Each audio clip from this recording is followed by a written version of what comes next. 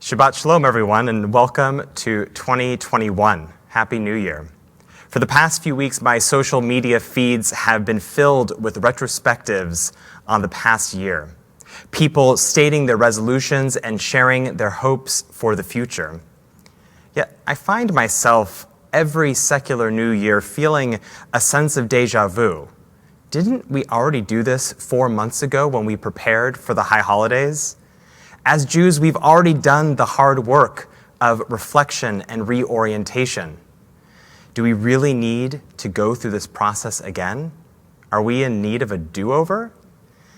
This would not be our only second chance holiday. In the Torah, we read about a group of Israelites who, unable to participate in the festivities of Passover with the rest of the community, petitioned Moses to institute a Pesach Sheni. We read in the book of Maccabees that Hanukkah was actually a Sukkot Sheni, a chance to observe the Feast of Booths after reclaiming the temple in Jerusalem. In the Middle Ages, the Kabbalist Rabbi Moshe Cordovero inaugurated a Yom Kippur Sheni, a Day of Atonement light, to be observed before the start of every new month. And throughout the 19th century, you would find the Jews of Zaragoza celebrating Purim Sheni, a second Purim on the 18th of Shvat. To the south, the Jews of Fez marked the first of Elul as Purim Sheni. Across Europe, Africa, and Asia, Jewish communities commemorated local stories of deliverance with a second Purim, another chance to celebrate the blessing of overcoming impossible odds in that classic formulation, "They tried to kill us, we survived, let's eat." So why not a Rosh Hashanah Sheni? Now, 4 months into 5781, we are more aware of what we need from this year. Which of our resolutions were well-intended, but in the end, unrealistic? What we have held on to that no longer serves us? And perhaps the things we let go of, which in truth, we actually needed. The secular New Year is a second chance to become aware of where we are.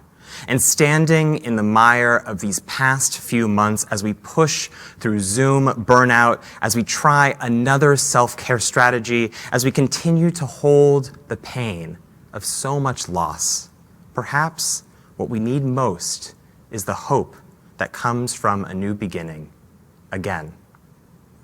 The book of Genesis, which we finish reading today, closes with 2 sets of blessings.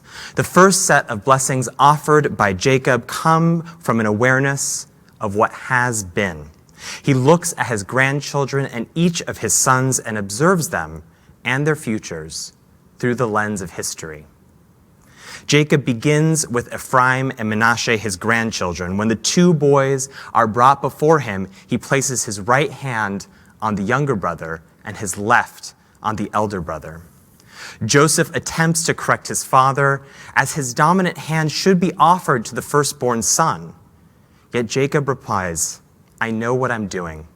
While both Ephraim and Manasseh will be blessed with abundance, they are bound by the historical fact of this family. The elder always serves the younger. Isaac before Ishmael, Jacob before Esau, and you, Joseph, before your 10 older brothers. Shortly after blessing his grandchildren, Jacob calls his 12 sons to his bedside. Through these blessings, he offers each of them an honest account of who and what they are. For Jacob, their future is defined and delineated by the past. Reuben is admonished for his past transgressions. Shimon and Levi's history of violence spills into the remainder of their lives. Judah's self-sacrifice becomes a lifetime of public service. Zebulun will spend his days at sea in perpetuity. Issachar, always the mule, will toil over the land, and Dan, like a viper, will continue to bite at the heels of his enemies.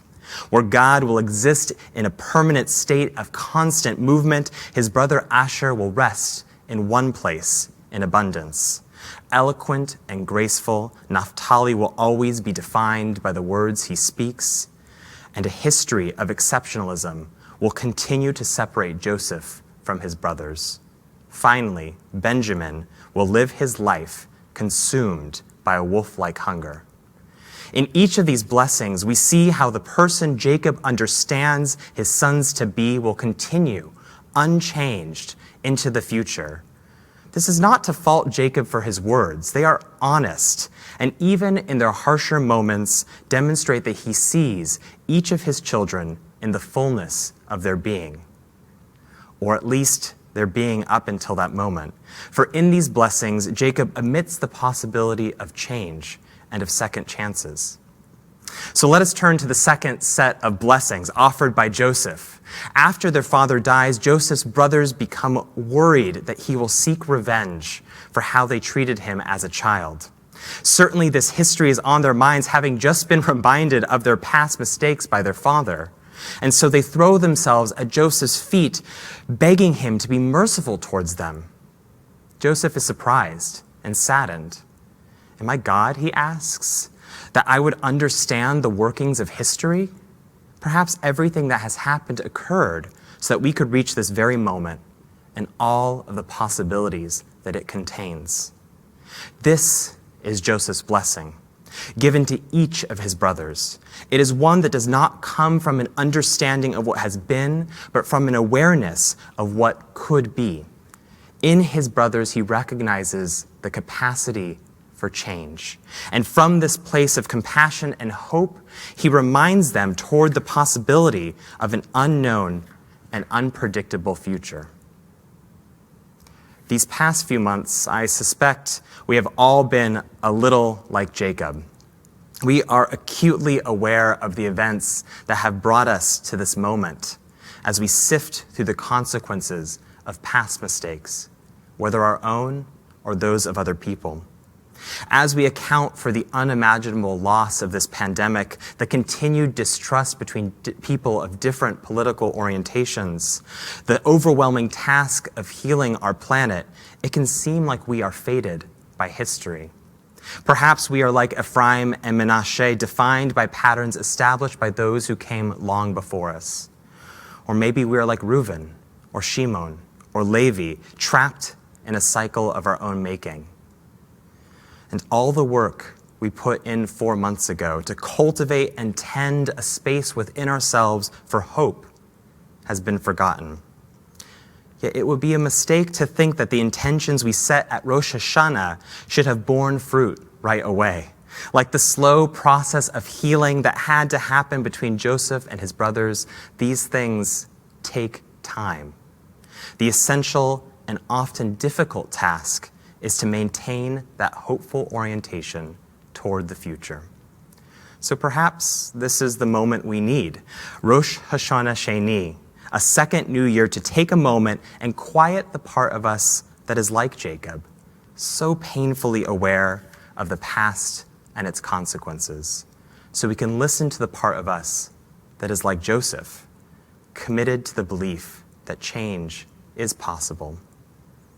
May this new year bring each of us the hope and the courage to envision futures that have yet to come into being. Shabbat Shalom.